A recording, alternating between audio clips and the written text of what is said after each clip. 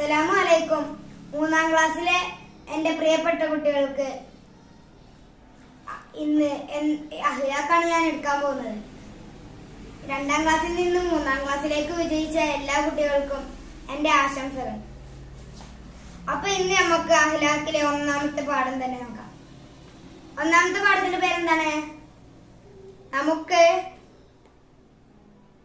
വൃത്തിയുള്ളവരാണ്. ആദ്യം നിങ്ങൾക്ക് അഹ്ലാഖിന്റെ അർത്ഥം എന്താണെന്ന് അറിയാമോ? ഞാൻ പറഞ്ഞുതരാം. അഹ്ലാഖിന്റെ അർത്ഥം സൽസ്വഭാവം എന്നാണ്. അതിൽ പെട്ട തന്നെയാണ് നമുക്ക് വൃത്തിയുള്ളവരാകാം. ആ പാഠം അഹ്ലാഖിൽ പെട്ട തന്നെയാണ്. പിന്നെ വൃത്തിയുള്ളവരാകാം. നിങ്ങൾക്ക് വൃത്തിയുള്ള കുട്ടികൾ തന്നെയാണോ? എന്നാ എല്ലാരും ചായ അടിച്ച് ഫ്രഷ് ആയിക്കല്ലേ? നമുക്ക് പാടെടുക്കാം. എല്ലാരും ബിസ്മില്ലാഹിർ റഹ്മാനിർ റഹീം. അൽഹംദുലില്ലാഹി ഖലഖൽ ഇൻസാന ഫിൽ അഹ്സനു തഖ്വീം വസ്സലാത്തു വസ്സലാമു അലാ മിൻ ഖാല ഫീ വഇന്നക ലഅലാ ഖൽഖിൽ അലീം വഅലാ ആലി വസഹ്ബിഹി അഹ്ലുൻ നാജി ഖൗമിൽ വബഅദ്. നമുക്ക് തുടങ്ങല്ലേ?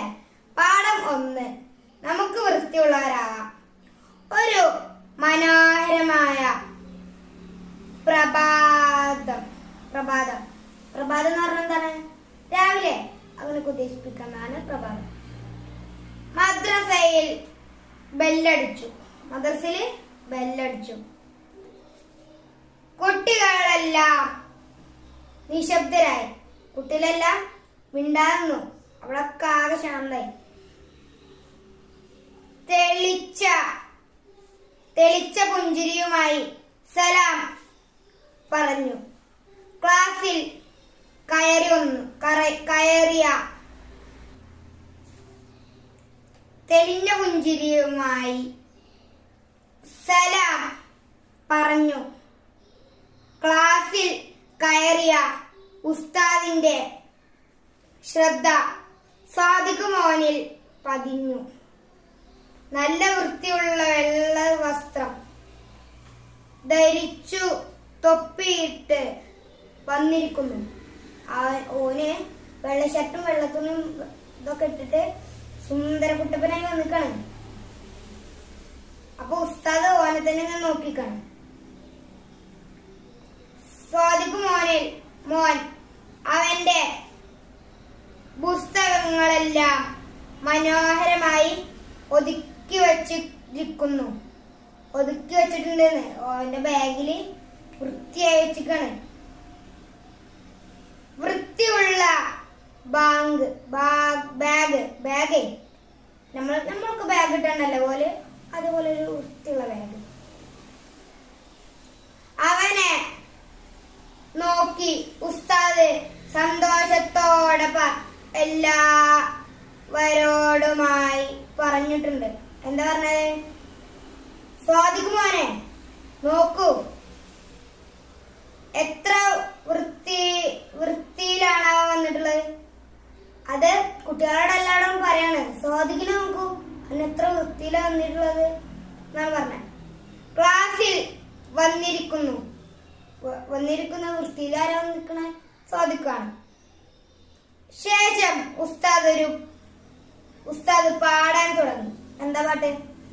നമുക്ക് എല്ലാവർക്കും ഒന്ന് പാടാം അല്ലേ?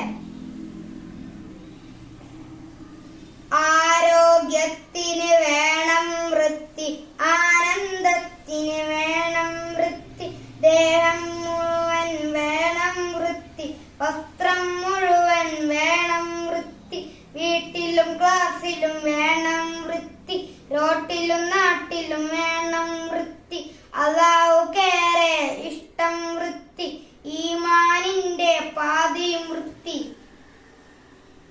ഇനി നിങ്ങളൊന്ന് പാടി നോക്കൂ, എന്നിട്ട് നമുക്ക് ക്ലാസ് പാടിക്കാം. നിങ്ങൾക്ക് ഞാനിത് ഒന്നുകൂടി ഒന്ന് പറഞ്ഞുതരാം. ഓക്കെ? അല്ലെങ്കിൽ ഒറ്റക്ക് വായിക്കുക. ഒന്നുകൂടി ഒറ്റക്ക് വായിച്ചിട്ട് പിന്നെ നമുക്ക്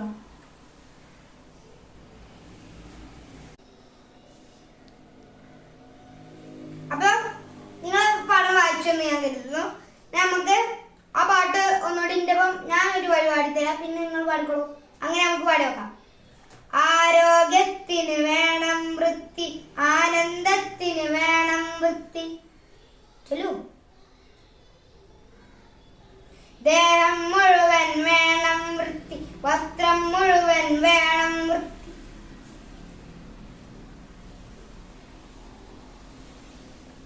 വീട്ടിലും ക്ലാസ്സിലും വേണം വൃത്തി, റോട്ടിലും നാട്ടിലും വേണം വൃത്തി.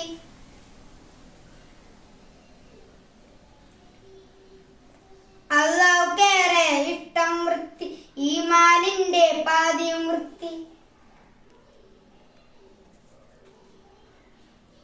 എല്ലാരും ചൊല്ലുകയില്ല, നമുക്ക് ബാക്കി എടുക്കാം അല്ലെ. ഇന്ന് നമുക്ക് ഇതുവരെ മതി, ബാക്കി പാടാൻ നമുക്ക് നാളെ എടുക്കാം. ഓക്കെ, അടുത്ത ക്ലാസ്സിൽ നമുക്ക് ഈ പാട്ടിന്റെ ബാക്കി എടുക്കാം, അല്ലെങ്കിൽ വേറെ ഏതെങ്കിലും പാടാനായിരിക്കും, കുഴപ്പമില്ല, നമുക്ക് എടുക്കാം. ഞാൻ അടുത്ത ക്ലാസ്സിൽ അഹിലാക്ക് എടുക്കുമ്പോ നമുക്ക് ഇതായിരിക്കും, എന്താ തെതിർഭാഗത്തും എടുക്കും കേട്ടോ. ഓക്കെ, തെതിർഭാഗത്തിൽ ചോദ്യം എല്ലാവർക്കും കിട്ടും ഞാൻ വിചാരിക്കുന്നു. ഇതുവരെ എന്റെ ക്ലാസ് കണ്ടതിന് താങ്ക് യു.